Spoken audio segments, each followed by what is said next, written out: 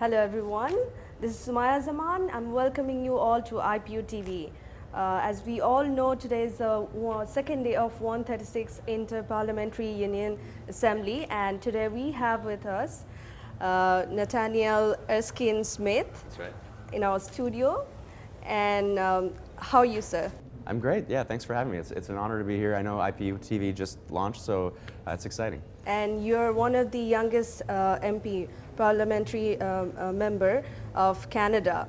Yeah, so I'm the youngest MP in the Greater Toronto area, and there are a number of young MPs, thankfully, in both my party and in our parliament, and our Prime Minister is quite young as well.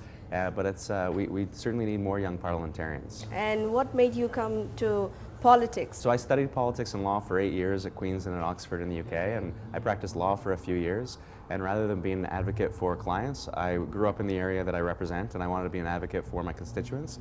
And I thought there was this divide between what politics should be. It should be inspirational, it should be about serving the common good and public service, and what people view as politics, which is politicians in it for themselves and not necessarily serving the country. So I thought that if I could improve upon people's perception of politics and be principled in doing so, that I could that would be worth pursuing. As we all know, today is the second day of this assembly, and we are having meeting on the topic of peace and security, right? Yeah. So what do you think about that? What are you doing in your country about this issue? So we've spoken a lot in our country about serving the interests not of the wealthy, but of those who are working hard to join the middle class and lower income people. And so I think we're actually, on the young parliamentarians point, we're hosting a conference in November in Canada for young parliamentarians. So I hope young parliamentarians across the world will join us in Ottawa in November, and we'll be talking about inclusive societies.